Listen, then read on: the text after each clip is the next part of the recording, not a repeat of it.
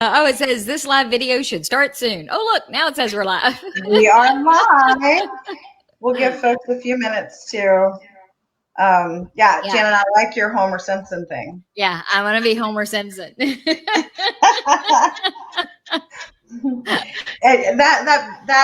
That is so hilarious. I mean, it's used for so many. I see people use it for so many comments on Facebook and stuff. And on Twitter. I mean, every time I turn around, somebody is retweeting something and putting that in their actual comments for their retweet. It's hilarious. Oh, yeah? Yeah, I don't know what I would have an empty shell of a life if somebody told me today that I had to give up Twitter.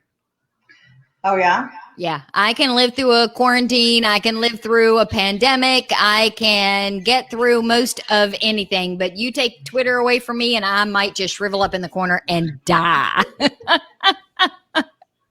Especially now that I have a whole new House Hunters family with the hashtag every day at 10 o'clock.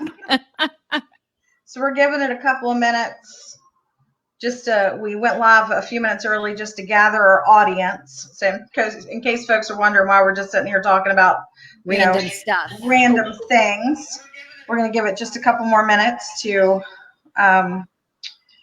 let people join us. It looks like 3 people are watching, but we're getting no like or love or hey y'all. Oh, hey y'all. Oh no, wait, that's just the chamber giving me more notifications. Yeah, I started a watch party in our Chamber of Commerce private group on Facebook. So yeah, it says Nikki is watching with you. I am. I'm actually watching you. Oh. Okay. Good luck. Well, and I will warn you. So, and I learned this yesterday when I was recording the radio show for Friday. Every once in a while, because there's a breeze blowing outside and I am sitting in the kitchen and I am facing the window over the kitchen sink. So it's why if I keep my head up, you can see the reflection in my glasses. It's why I always try to keep my head tilted down so that it's not a distraction. Right. Well, just outside of this window, Tim installed last weekend an awning, but it's one of those awnings made out of sailcloth. Yeah. Uh-huh. So it's attached to the end of the carport and then expands out to the corners of the house. But the post that we got to put in the ground is a little short. So it's hanging down. And every once in a while, depending on how the breeze gets it, it comes across that window and everything here looks orange. So at some point, I may have an orange glow just for a brief second. And that's why. Nice. Well, Pam is watching. Hi, Pammy. Hello, Pammy. She's probably got her feet propped up. No, she's been working hard. She's been working really hard. So, all right. I think we can get started on our topic, Miss Janet. All right. You start. You first. I'll start. So I reached out to you and said, hey, it's time to get back to our marketing matters and what I thought we could talk about initially, and how these kind of trail off into all sorts of different discussions. But my initial thought was, so I was walking into a convenience store earlier this week, and they had a sign on the door about wearing masks, but it wasn't the friendliest sign. And it was the sort of sign that, made me go, huh, like maybe I, didn't necessarily want to open the door. So I think that's an important piece of the puzzle as we're we've moved into phase 2 and, some stores have opened. There still are some folks who haven't reopened yet, but crafting that opening message, I think, is really important. And it could mean the return of your customers or not the return of your customers. And not even just the return or not the return in the moment during phase two. I mean, this message that you craft now and communicate to your customers could have a longer lasting impact on whether they come back 6 months, 6 years from now. So, I mean, this is one of those really important messages that is as important as some of the first ones that you created when you opened your business to begin with. Right. Exactly. And there are so many things to consider, of course, with the order of wearing masks and the sanitary, all of the things you have to do for sanitation and, all of those sorts of things. So, and that, because of all of that, though, I think a lot of the hard work has already been done because, we all, whenever we have to tell somebody something or we have to communicate a message that we don't want to have to say, we don't want to have to tell somebody you're not invited to a party or any of that kind of stuff. We always try to find somebody to blame. Well, I'd love to invite you, but you have, you wear perfume and my aunt is allergic. You try to come up with something to blame somebody else. In this particular instance, you have the perfect person to blame because this isn't even any business owner's choice or option at this point. This is a government mandated mask wearing. This is how it is. So that part of it has been done for you. So you don't even have to necessarily expand on whether you agree with it or not. And frankly, I would say don't expand on whether you agree with it or not. Of course. It is what it is. So take advantage of the fact that somebody else is pulling the strings in this particular case, and you were just doing the best you can to enforce or comply with those particular rules. That's a really good point. I guess there are some advantages to the situation that we're looking at currently. So some of the, I was doing a little bit of research before we came online, and reading some blog posts and things like that. And so do you think that given, that we're now, I don't want to say we're all COVID experts, but I mean, we've been in this for a while now. Do you think that the safety procedures, is that still the message that you have to put out there in the front and center? I think so, because you can't go wrong with that. I mean, if the people that are going to be coming out that don't really care or think it doesn't impact them, or maybe they've already had COVID, so they're going to be immune to a certain degree from it going forward, that message isn't really going to apply to them, and they're not going to take a whole lot of time to read it and decipher it. But others are. And right. People are going to be looking at that to see, well, wait a minute, I always go into this place.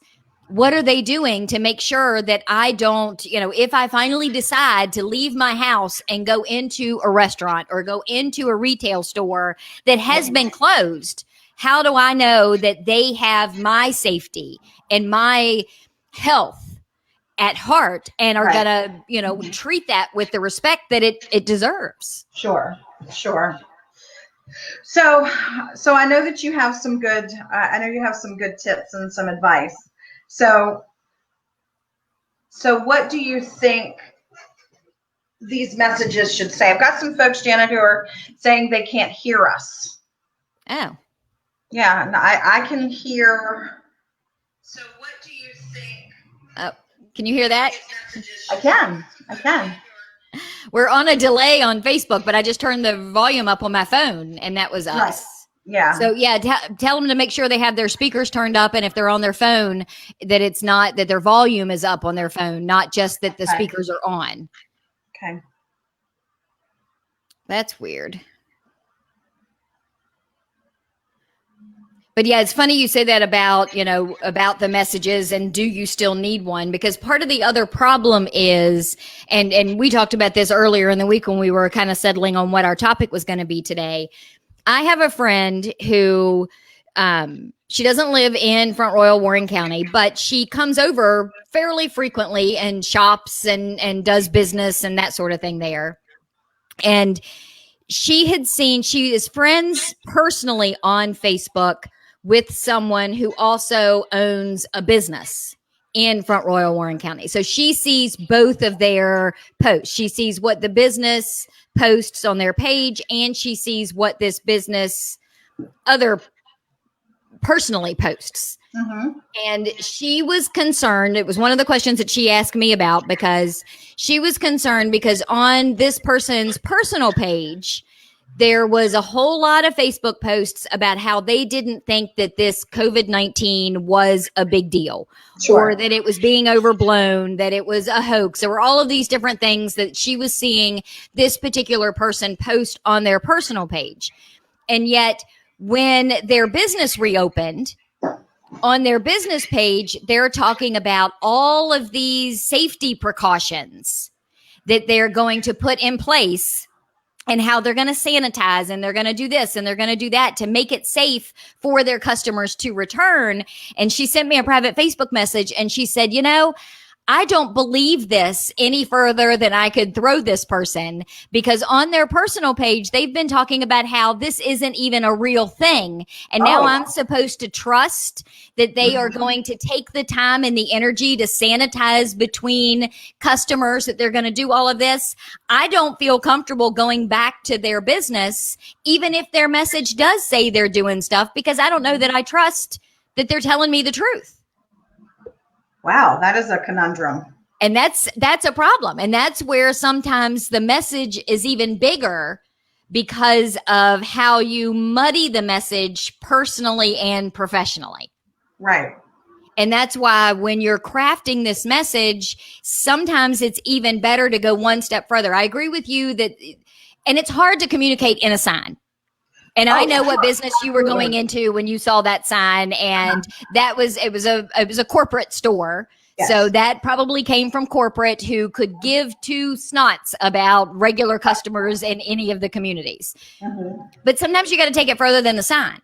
You've got to be able to put things on your social media platforms, put messages on your website that say, this is our policy and this is why. Sure. Because the problem with this particular person wasn't so much that the message this guy was putting on his business page was wrong. He was saying all of the right things in his message. The problem was she had no trust. He had lost her faith and her trust. And that's where all of the messaging has to start, is you've got to make sure that what you're saying is true, that it is believable, that you believe it. Because if you don't, your customers aren't going to either. And it doesn't matter if you're giving free stuff away. They're not coming anywhere near you if they can't trust that what you're telling them you're doing, you're doing. That's a really, really good point. And that's another, example of how your personal and your professional Facebook pages can, really blur those lines. Because if you're saying one thing on one and another on another, even though it is, our personal Facebook pages, it's a lesson. It's a lesson. Yeah. So. And the way around that one, in that particular case, if I were to reach out to that business owner, would be, hey, this is a conversation that I had. This is the perception. And I want to talk about perception in a second. But so this is the perception. The way that you overcome in this situation, that perception is you need to start taking pictures of your staff with the cleaning materials. You need to do quick little videos that show how they're cleaning XYZ in your business. You need to go one step beyond, hey, we're going to do this, and say, hey, look at what we're doing, because people will believe it when they see it. They don't always believe it when they hear it. Exactly. That is a very, very good point. Yeah. And then you can have fun with it. Right. Well, and the other piece of the puzzle, and, there are some people who, those very quick and to the point sort of things that don't really convey necessarily any positivity or emotion, that doesn't bother them. But I'm one of those people that, I read into everything, and I know I'm not the only person out there. So, creating that, creating that positivity, that positive message, whether it's in a sign or on a Facebook video or on a Facebook post or a Twitter, whatever it is, you have to have that positive message in there. This certainly hasn't necessarily been a positive experience for any of us, but we have to portray that positive. Well, as business owners, I think we all need to understand and appreciate the fact, quite frankly, that negative attitudes, negative comments will get us a lot of attention. Mm-hmm. Positive attitudes and positive comments are going to get us a lot of business. It's a very good point, too. And there's a big difference between those two. So you can go out and start complaining and ranting and raving about what this is and what that is, and COVID-19 or not, no matter what the current situation is that you're going through. And you can complain and you will get a ton of people who want to jump in the wagon, the complaint wagon with you, and they want to complain about this and how it relates to that, and just carry that torch, because being negative tends, what does it say? Misery loves company. Sure. But the people that you comment and say, you know what, this was a really sucky situation, but look at something cool that came out of it, or look at what happened, you will get more business from people, because ultimately that's what we all want to hear. We all want to do business with people that we feel like are trying to make an improvement, and not people who are just stuck, not wanting to do anything else. So I'm not sure if I'm gonna try and read some of the comments as they come in, Janet. And I'm not sure exactly who Scott Turnmeyer shot this at, but he said whatever with a bunch of exclamation points. I see his comment now. I'd rather be a negative Nancy. Tell him he's not pretty enough to be a Nancy. For good lighting or not, that's not going to work for him. And we know that's not true about Scott anyway. So let's. You said you wanted to talk about perception. Let's talk about that. Well, and that's the thing, because perception is king right now. It always has been, but we have managed, I think, over the years to get comfortable with what we assumed the perception was, and it wasn't that big of a deal as long as the cash register was ringing. But then the cash register stops ringing, and now something like this happens.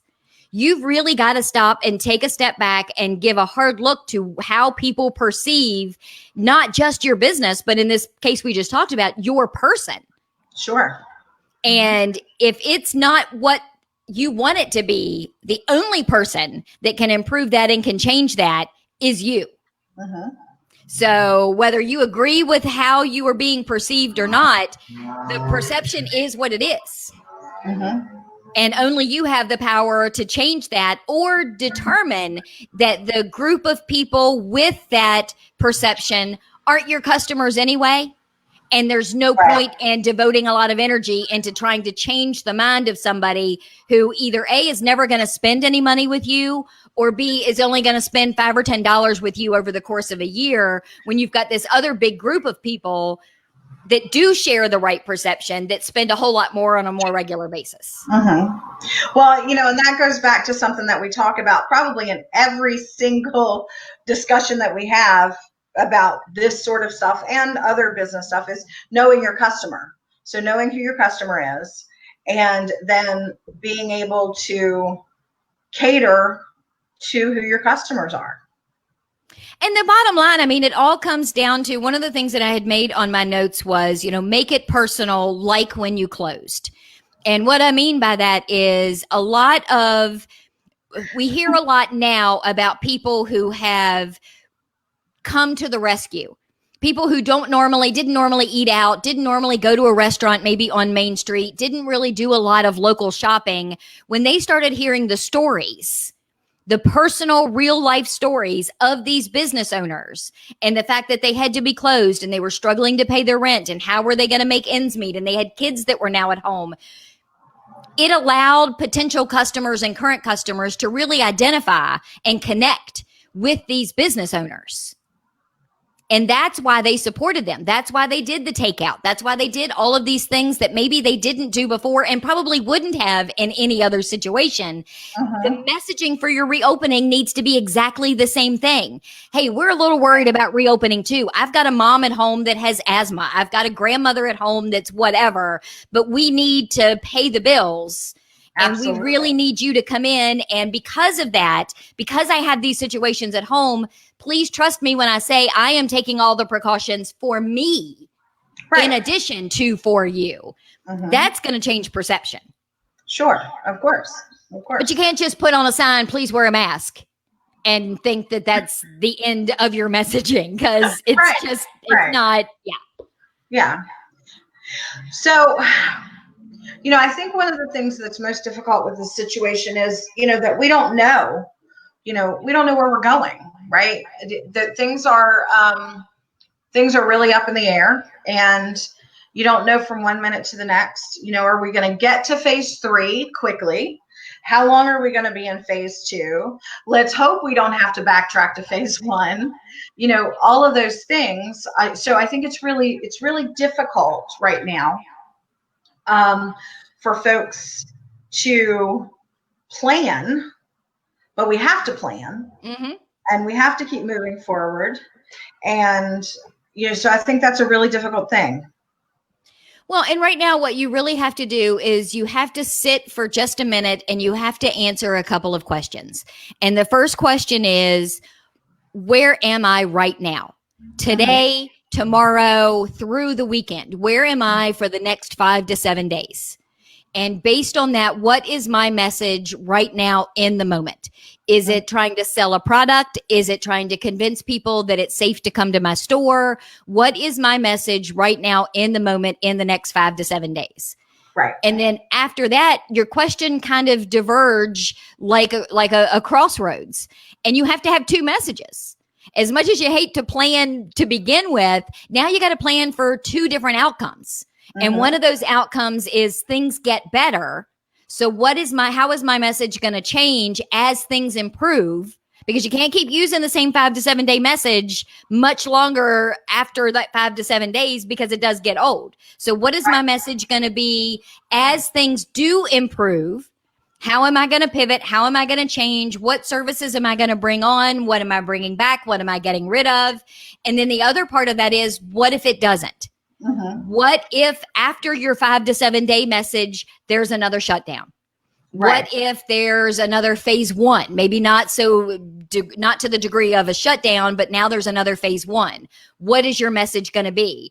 You can hope and pray that you never have to use that message, but you better be figuring out right now what that message is going to be, because you certainly don't want to be in it like we were when this all happened the first time around, and have to craft that message in the moment, because then your emotions take hold, your stress and your worry take hold, and you can't craft an effective message because you can't look outside of the bubble that you're living in. Very true. Very true. So I've got some comments now. This is going to veer a little bit off of our discussion, but so I've got some comments over on the Facebook chamber member group page. And it's in regards to what we were talking about earlier with your personal page versus your business page. And so Scott, so what Scott said first was he's really glad he's not on with us today. Because he thinks we know what he would have to say about that. And then Kimmy Hancock says that she thinks that the most difficult thing about being a business owner is having opinions that are very different from a lot of people.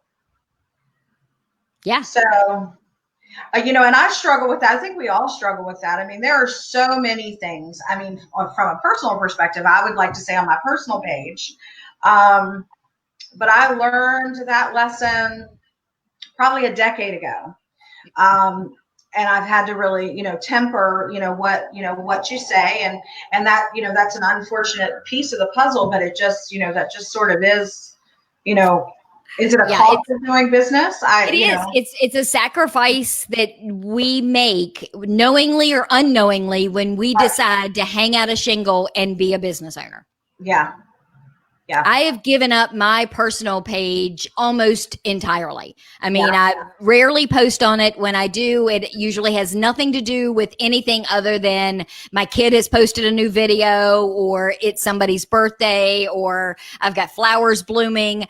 It is as generic and vanilla Mhm. and the antithesis of who I am as a person. But it's the safest, easiest way. And I don't even have to do that. And that's one of the things that I talk about sometimes when I do these webinars and these seminars with business owners, about making sure that you understand that your opinions have consequences. Right. That, I'm all for. Andrew and I used to go back and forth about the freedom of speech. Freedom of speech is one of the greatest things. This country was founded on freedom of speech, and it is one of the greatest things that we have. It, however, does not mean freedom from consequences. Right. So, and I always tell business owners, kind of like I used to tell Josh when he was growing up and wouldn't eat vegetables, it's do as I say, not as I do. Because I'm in this really unique position with my business. I can pick and choose who I want to do business with. Mhm. I have earned and have busted my behind to get to a point where I can say, you know what? I've seen what you post on Facebook, and I really don't want to be associated with you.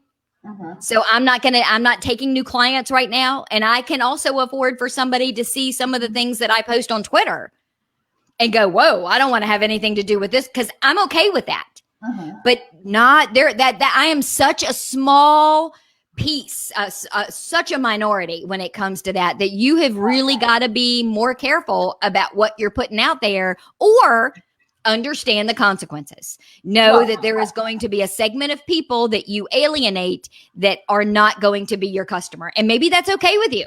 Mhm. I mean, there are businesses that I am never going to do business with again because of what they have posted or something they have done or any of that kind of thing. And do they notice? I don't know. Right. But Yeah. it's a possibility. Mhm. Well, and being a business owner is hard. It's hard in general, and especially, when you're brick and mortar and you've got, all of those additional expenses to, to pay for. Yeah. That's why COVID-19, has been exceptionally hard, with folks having to have their doors closed and having to modify the way they do business really, really quickly.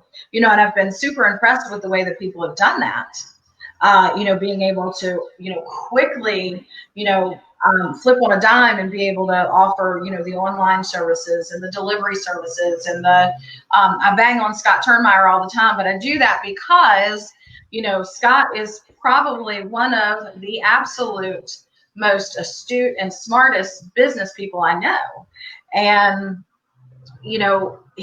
what he did was a model, and there's a lot of people, Rachel at Pavement, those folks, man, they grasp it and got it and, got it down, but there are other people who really struggled with it. And so now we're finding ourselves in a position where now we're starting to open doors again. And, again, circling back to what our actual topic was, messaging is vitally important. Is so important because we get in a habit of shopping places, but it doesn't take a long time for us to break our habits either. Mm-hmm. So, and that's been my concern from a chamber perspective. I've got all of these folks who've been in the habit of coming to business after hours, right? They've been in the habit of coming to committee meetings. They've been in the habit of doing all of these different things. But if we go 30, 60, 90 days and you're not doing those things are no longer habits. So now you have to remind and retrain them. Yes. Mm-hmm. Yeah. Yeah. And not everybody's good at that, sadly, especially a lot of small business owners. Mm-hmm. They, marketing, and you and I have had this conversation. You see it a lot in all the surveys and things that you send out. Marketing is one of the most difficult things that most small business owners struggle with, whether it's where to spend their money advertising, what their message should be. Mm-hmm. And the thing that cracks me up is nobody starts a business by themselves. Nobody wakes up one morning in their little bubble and says, today I'm going to open, and since I know Jean Plugger is watching, I'm going to use her as an example. Today I'm going to open a jewelry store, and then buys all the jewelry, rents out the space, does all the build out all by herself. Right. Yeah. Nobody does it alone. They ask for help. They get opinions. They ask family members, what do you think about this? They go to places like the chamber, like the Small Business Development Center. They reach out to their local community colleges. They ask for help. And yet right now, nobody's asking for help. Nobody's saying, hey, I wish I could do what Rachel at Pavement did. Is anybody calling Rachel and saying, hey, how did you make the decision? What was the turning point? What did you have to go through? Because she probably has some ideas for how any other business could do it in a different but similar way. Right. Yeah. That again, connections. Yeah. Making connections. And, I think there's just so much, and we're living in this, it's not a constant state of chaos, but it's a constant state of change. Okay. The only thing constant is change, and we are absolutely living there right now. And if 6 months ago, if you had said to me, do you know what next week looks like, I'd be like, yeah, we have business after hours, and we have this. But if you say to me right now, do you know what next week looks like, I can honestly say to you, no, I don't know what it looks like. And for folks who are running businesses, that's a scary thing. Yeah. And that's where I was saying earlier, you got to figure out what next week looks like, and you got to figure it out right now. It may not end up happening the way that you think it is, but and that's the other piece of all of this that worries me quite a bit about so many small businesses is they're stuck. Right now, they're in this sludge of, well, I don't know what's going to happen, so I can't make plans, so I'm not going to do anything, and I'm just going to get through today and see what tomorrow brings. And what that's going to do is get them through today so they can repeat that. It's Groundhog Day. Right. Yeah. And you can't be successful. You can't grow. You can't move out of phase 2, phase 3, or into whatever 2021 holds if you're only planning for today and not even trying to consider what is going on with me next week. Mm-hmm. Yeah. And that's a very good point. Talking about moving forward, and those sorts of things. And, we're in phase 2, and I've gone into more businesses this week than I've gone into, since February, with my mask and, all of that good stuff. And every business I see, the messaging is different. The signage is different. What's going on in every business is different. And that's not saying that anybody's doing it wrong, but it is an interesting thing to see that everybody's doing it differently. Mm-hmm. Because they're tailoring it to their customers, like you said earlier. Exactly. They're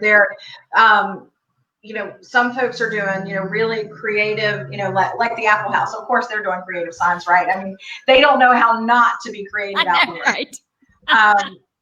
And then you've got folks who've just gone to the Virginia Department of Health's website, and they have some great tools on their site for folks who just want to print off some signs that say exactly what they need to say, putting the spacing on the floor for 6 feet apart, that sort of stuff. And then, like I said earlier, there's some folks that still aren't open yet, because it's a very daunting thing to think about all of the things that you have to do and the things that you have to be concerned about. But in a sense, it is time to get back to business. Yeah. Yeah. And, and it's funny because when you say that, the first thing, talk about perception. So, and granted, I mean, probably as well as anybody, and I'm looking, Kimmy Crump is on here, so she will understand what I'm about to say and laugh hysterically. So will Peggy Shiflett, Kristen Iden. I am the most judgmental person I know. Just so and I understand it. Yes. I embrace my judgmentalism, or whatever you want to call it. But it's funny because when you just said that about, some people have been funny and creative like Katie at the Apple House, and others have just gone to the Virginia Department of Health and printed that sign. The first thing that popped into my head was that screams to me somebody who doesn't really want to be doing this. So they're doing the minimums that they have to do in order to open their business. And I'm not 100% sure that I would walk inside. And part of that is because I know that you can print that sign and you can take a Sharpie. Yeah. And you can write on that sign, but we're so glad you're here. Thank you for coming in. Yeah. We've missed you. It can be a generic message, but you personalize it. Now I realize, okay, this is a business who really wasn't sure what to say, but they wanted to make sure they were following the rules. So they printed the standard sign out. Perception is what it is. And I expect that from the 7-Elevens of the world, from the McDonald's, from the corporate, that this is what your message has to be and it's coming from a higher power. I do not expect it if I'm walking into some place like Scott Turnmeyer's, like Sue Lawrence, like Jean. I expect them to have made an effort to put something on their door to let me know that it's okay. Mm-hmm. They get it, it's okay, and they're doing the best they can to make sure that I'm safe. Right. And I don't think that's too much to ask as a customer. Maybe it is. Mm-hmm. Well, so Scott had an interesting comment just now about the signage. And he said, honestly, we had signs up, but when we saw people walking up to the door, reading the sign and walking away, we took them down. We maintain social distance and wear our masks, but we are doing what our customers want. So that's an interesting. Yeah. He paid attention to what was going on and reacted appropriately. Yeah. And he's probably not seeing people come up to the door now and look inside and turn around and leave. Right. Yeah. That's true. So yeah, there's lots of variables with all of this. I think it comes down to, truthfully, it comes down to common sense, and and we all have to use that and do what we can do. And I get that it's tough. I get that it's, people, this has been thrust upon all of us. Yes. So this is not something that any of us ever in a million years would have chosen to do, but it's an opportunity. And it's an opportunity that you're squandering if you don't figure out a way to take advantage of it and to be able to create that relationship and that trust with the people who are coming in. And I'll give you restaurants as a good example, because I know that right now, in phase 2, you can be inside and eat, I think to a certain degree, right? 50% capacity. So, but the servers have to still wear a mask. Mm-hmm. So why aren't, and maybe they are, and I haven't been inside any of them to know, but here's a free marketing idea. Uh-oh. Why not have a mask contest with your servers and have them create some sort of cool mask, write on their paper ones with markers or whatever, and get customers to vote on who had the funniest mask, the bright colored mask, who had what, so that customers don't feel like they're weird because they're wearing it or they're not wearing it. It takes the attention off of the customer and lets them participate in something for the staff. And then the staff feels better about having to walk around wearing these masks if there is some fun contest. Mm-hmm. Yeah. There are tons of things that you can do.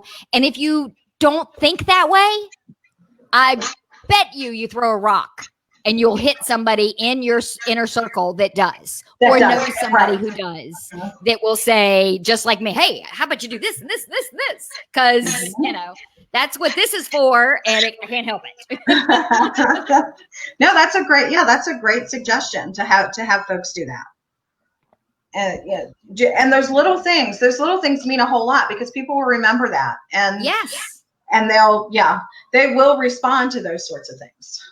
So. And that's where it goes back to perception. They will then perceive you as a business who is in it with them, and in it for them, and not in it to get something from them. Good point. I'm full of those today. You really are. I'm liking it. So I don't see any other questions, comments. Does anybody have anything, questions, comments they want to talk about? What about negative Nancy? We're going to have negative Nancy join us again one day soon. I need to go to his store and get some of them candles. The ones I'm not buying the mandals, but I will get some candles. Although Tim was pretty excited. He's like, what do you mean mandals? I said, apparently they are candles for men. He said, so they, what, smell like an oil change? And I said, if they do, we are not burning them in this house. Let's just be clear. No. Scott says that negative Nancy left the building. Yay, we won. We beat her back. So yeah, I guess the message is, that if your store is open, put a little thought into your messaging, personalize it a little bit, be positive, and try and create a sense of excitement and use some common sense. Yeah. And the one thing that you can not do is not have a message. Because when you don't create the message to put out there, people will create that message for you. And 99.9% of the time, it is not the message that you want them to be thinking of when it comes to your business. Very true. Very, very true. So Scott, since you mentioned the mandals, Janet, we have to elaborate on that. There's bacon, beer, maple syrup, leather, and root beer. Okay, I'm not hearing why any of those are for men because I would buy every single one of those. I would too. Leather in particular, I imagine that smells really good. Yeah. So the only thing that I think that is missing is fire pit. Something that smells like a crackling fire pit. Yeah. Yes. I'll give him some of Tim's clothes when he comes home from the cabin the next time, and he can see if he can get the essence of fire pit out of them like I have to do when I do laundry. Awesome. Well, I think with that being said, Miss Janet, I think we might be wrapping up. We have reached the end of our message. So I'd like to thank everybody for joining us. We'll be back again with more interesting and valuable information. And if you, again, like we say all the time, if you have any topics that you'd like to discuss.